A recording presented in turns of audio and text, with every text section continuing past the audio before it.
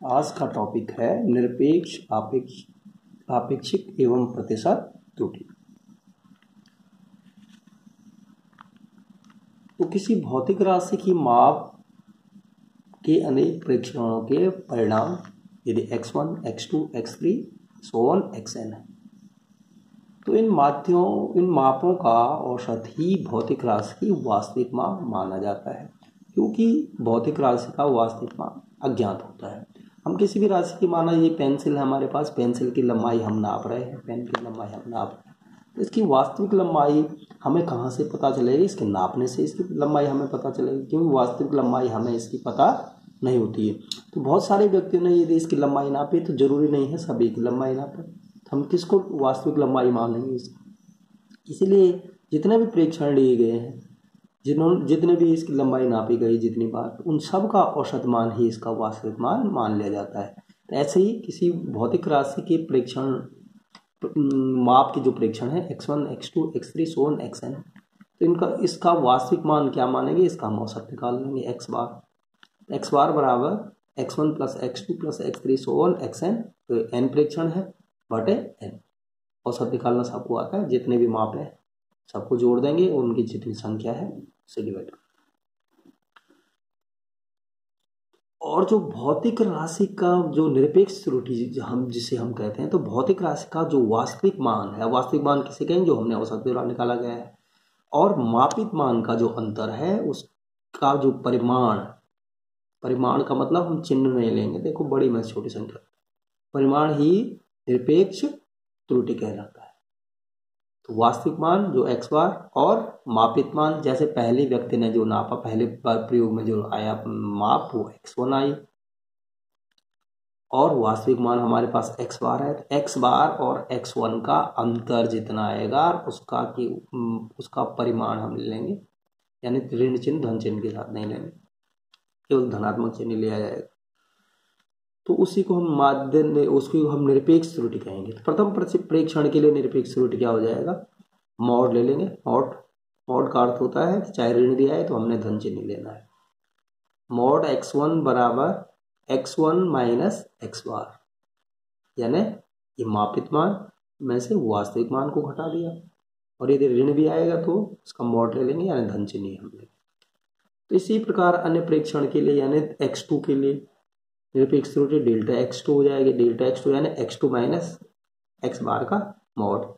इसीलिए प्रकार delta x3, delta xn सब की हम निरपेक्ष त्रुटि निकाल देंगे प्रत्येक प्रेक्षण के लिए, और इन सब का माध्य निकाल देंगे, औसत, फिर से औसत, उसको हम कहेंगे माध्य निरपेक्ष त्रुटि। तो सभी प्रेक्षणों की निरपेक्ष त्रुटियों का औसत ही माध्य निरपेक्ष त्रुटि है। तो इसको डेल्टा x बार, तो डेल्टा x बार बराबर delta x1 mod plus mod of delta x2 plus so on mod of delta xn बटे n, जैसे औसत निकाल दो।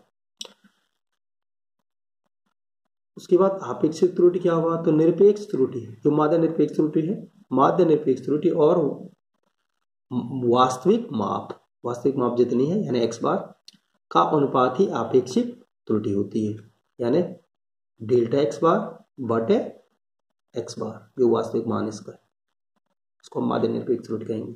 और इसी को यदि हम प्रतिशत में व्यक्त कर दें, प्रतिशत में सब जानते हैं, ये एक भिन्न हमारे पास होगी, उसको प्रतिशत में व्यक्त करने के लिए क्या करेंगे? 100 से गुणा कर लेंगे, प्रतिशत का चिन्ह उसके पीछे लगा देंगे, उसको हम कहेंगे प्रतिशत त्रुटि। तो ये तीनों त्रुटियां, निरपेक्ष त्रुटि, आपेक्षिक त्रुटि और प्रतिशत त्रुटि। इस पे एक सवाल हम देखते हैं, जैसे ये एक सरल लोलक के दोलनकाल ज्ञात करने के प्रयोग में निम्न पाठ्यांक आए, हमने ज्ञात करना है निरपेक्ष त्रुटि, आपेक्षिक त्रुटि और प्रतिशत त्रुटि। तो ये प्रेक्षण है, यानी पहले व्यक्ति ने जो नापा, या पहली बार प्रयोग में जो नापा गया 2.56 सेकंड उसका आवर्तकाल था, दूसरी बार नापा गया 2.42 सेकंड आया, फिर 2.71 सेकंड आया, फिर 2.63 सेकंड आया, फिर 2.80 सेकंड आया। 5 बार हमने नापा और 5 बार ये अलग अलग प्रेक्षण हमें मिले। इसलिए इसके दोलन काल का वास्तविक मान क्या मानेंगे? इन सब का हम क्या निकाल देंगे? औसत निकाल देंगे। इसलिए माध्य दोलन काल सबको जोड़ा, और 5 प्रेक्षण थे, 1 2 3 4 5, डिवाइडेड बाई 5, जोड़ के इतना आया 5, तो इसकी वैल्यू आ गई 2.62। अब वास्तविक मान किसे मानेंगे हम? 2.62 को वास्तविक मान मानेंगे। अब प्रत्येक परीक्षण के लिए हम निरपेक्ष त्रुटि निकाल देंगे। पहले परीक्षण के लिए मॉड ऑफ डेल्टा T1 बराबर मापित मान यानी 2.56 माइनस वास्तविक मान 2.62, और इसको घटाए नेगेटिव में आया, लेकिन हमने केवल पॉजिटिव वैल्यू इसके लिए। ऐसे डेल्टा T2 निकाला 2.42 माइनस वास्तविक मान 2.62, उसका मॉड, फिर डेल्टा T3, और ये वैल्यू इस तरह से हमारे पास प्राप्त हुई। डेल्टा T4 निकाला ऐसे ही डेल्टा T5 निकाला, इसमें से इसको उठा निकाल दें। इन सब का जो ये वैल्यू हमारे पास आई, इन सब का हम औसत निकाल देंगे, उसी को निरपेक्ष त्रुटि या माध्य निरपेक्ष त्रुटि। जोड़ दिया 0.06 plus 0.02 plus 0.09 plus 0.01 plus 0.18 divided by 5, जो हमारे पास आया डिवाइड करके 0.11 सेकेंड। अब हम देख रहे हैं जो ये त्रुटि इसमें आई, पहले अंक में भी त्रुटि है 0.1, 0 नहीं है, यहाँ भी त्रुटि है। इसका मतलब दशमलव के पहले अंक तक ही त्रुटि है, इसलिए इसका जो हम आवर्तकाल लिखेंगे दूसरे अंक तक लिखना यथार्थ नहीं, केवल 2.6 ही लिखना चाहिए जब 6 में ही हमें त्रुटि मिल रही है। इसलिए हम इसके जो दोलन काल को लिखेंगे 2.6 और त्रुटि होगी पहले अंक तक होगी, तो प्लस माइनस 0.1। इसलिए आपेक्षिक त्रुटि तो माध्य निरपेक्ष त्रुटि, क्योंकि पहले अंक तक हमने केवल अब यहाँ पे लेना है 0.1 और बटे वास्तविक मान इसका 2.6, 0.01 बट 2.6 डिवाइड करके आया 0.04, ये आपेक्षिक त्रुटि हो गई। और इसी को यदि हम प्रतिशत में लिखें यानी इसके आगे 100% लिख लेंगे।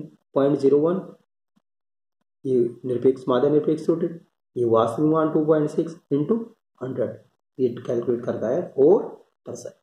इस तरह से हम माध्य निरपेक्ष त्रुटि, आपेक्षिक त्रुटि और प्रतिशत त्रुटि को ज्ञात कर सकते हैं। धन्यवाद।